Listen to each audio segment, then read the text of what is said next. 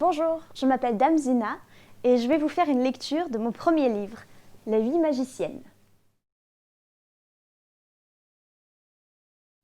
La jeune princesse Surya grandit dans les dédales du vaste palais de son père, l'empereur du royaume du crocodile. Éduquée par les meilleurs précepteurs du pays, elle fut vêtue des plus somptueuses soirées. Elle était brillante, d'une rare intelligence, et eut bien vite raison de la bibliothèque impériale. Elle explora ses secrets et corrigea les recherches des plus grands noms de la science. Le royaume savait qu'elle ferait une souveraine hors pair.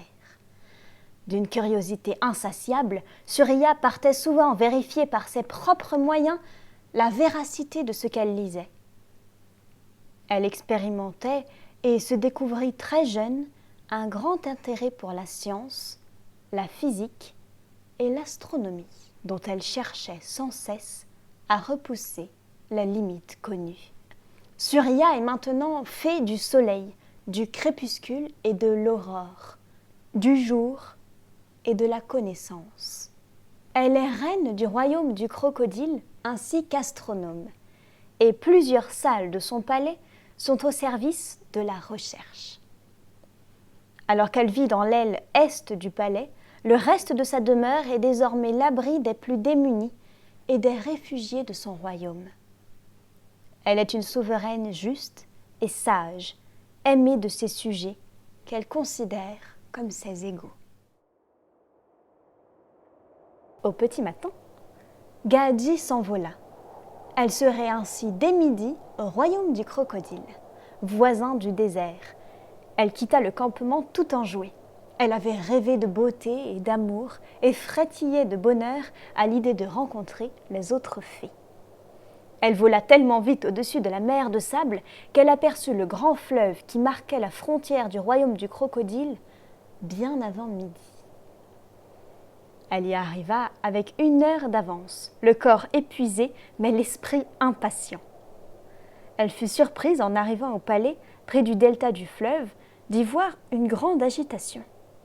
Le peuple tout entier semblait y être réuni avec une énergie débordante. Chacun s'affairait, les uns circulaient entre les étalages d'un marché, les autres transportaient des chariots pleins de victuailles, d'autres encore discutaient avec vigueur au soleil. Chacun semblait plongé dans son affaire, chantonnant et s'adressant des saluts enthousiastes. Les discussions battaient leur plein et dans ce brouhaha, la petite fée se mit en quête de la reine. Alors qu'elle arrivait à la grande porte du palais par laquelle s'engouffraient en tous sens les femmes et les hommes, une jeune fille, dans une grande tenue de lin blanc, lui fit un geste de la main. Gadji était soulagée. La tête commençait à lui tourner dans ce chahut. La demoiselle se présenta. C'était la dame de compagnie de la reine Surya. Elle entraîna la petite fée à travers les dédales décorés de céramique et de larges plantes grasses. La fée bleue pénétra à la suite de la jeune femme dans un grand patio, protégé des rayons brûlants du soleil par des voilages écrus qui flottaient dans la brise légère. En son centre, la magicienne était étendue sur un divan brodé. La jeune guide annonça Gadji. Après s'être installée sur un coussin surélevé aux côtés de la souveraine, cette dernière s'exclama. « C'est un honneur de vous rencontrer. Notre reine des fées Tara a dû vous prévenir de mon arrivée. » Surya acquiesça avec douceur. « Votre palais est magnifique. Y a-t-il une fête en préparation ? J'ai assisté à une grande cohue devant le palais. » Elle perdait la timidité qui l'avait handicapée lors de ses 2 premières visites et donnait maintenant libre cours à sa spontanéité. « Le palais est toujours aussi vivant, » répondit avec entrain Surya. « Il y a longtemps qu'il n'est plus trop vaste ou trop vide. Une grande partie des habitants de la ville vivent ici. Le palais est à eux. » La petite fée la regarda, interloquée par cette coutume étrange. C'était la première fois qu'elle voyait un palais si somptueux, autrement que dans le livre, et celui-ci était bien original. « Vous avez bien raison, » affirma-t-elle avec admiration. « Je me suis toujours demandé à quoi servaient tous ces palais si peu occupés. » Surya servit le thé qui était disposé sur une table basse. « Vous savez sûrement que Tara porte un enfant », commença la fée bleue. La magicienne acquiesça avec douceur. « Alors, vous aurez compris pourquoi je suis ici. Je suis venue vous inviter à être la marraine de son enfant, accompagnée de chacune des fées des royaumes magiques. La cérémonie se déroulera au premier jour du printemps. Nous ferez-vous l'honneur de votre présence ? » « Bien sûr, demoiselle. J'en suis flattée. » Gaadji, avec sa curiosité insatiable, se hâta de poser sa question. « Si je peux me permettre, j'aimerais vous demander quelque chose. Comment êtes-vous devenue une magicienne ? C'est une longue histoire que je serai heureuse de te raconter, si tu en as la patience. » Gaadji hocha la tête avec énergie. « Tu dois savoir que j'étais princesse du royaume du crocodile. J'étais curieuse et studieuse, et je cherchais toujours à en savoir plus que ce que l'on m'enseignait. À mon adolescence, les précepteurs du royaume ne parvenaient plus à satisfaire mon appétit, et j'ai décidé de partir explorer les royaumes du monde pour découvrir leur culture, leurs connaissances et leur manière d'acquérir du savoir.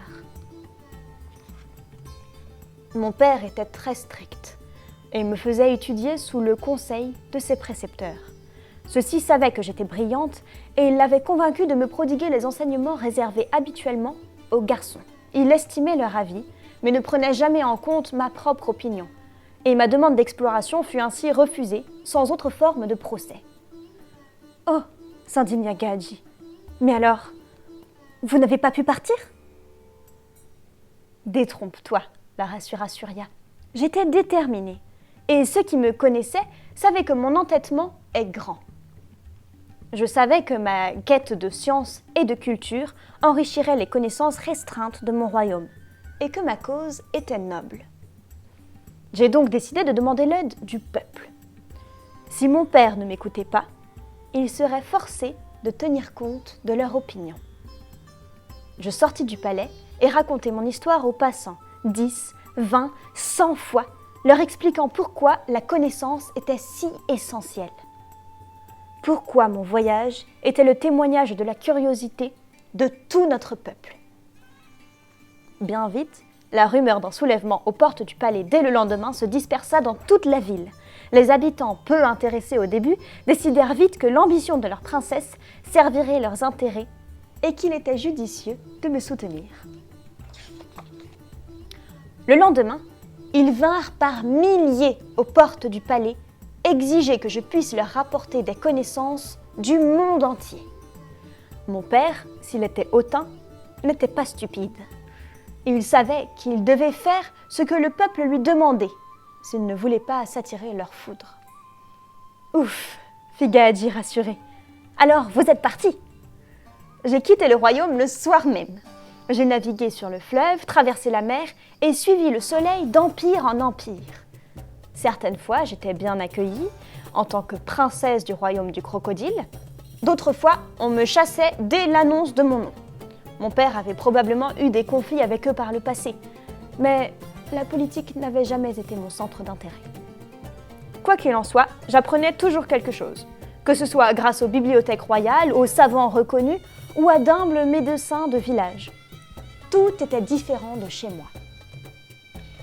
Quand je rentrais au royaume du crocodile, j'étais emplie de savoir qui révolutionnerait tout ce que j'avais appris dans mon enfance. Je retrouvais mon père et lui exposais mes découvertes. Il fut dépassé par la plupart d'entre elles et me renvoya prouver tout ce que j'avais découvert, sans quoi il ne pourrait me faire confiance. C'était sa façon de me mettre à l'écart pour une longue période et de s'assurer que je n'agiterais pas les foules. Vous ne vous êtes pas laissé faire quand même.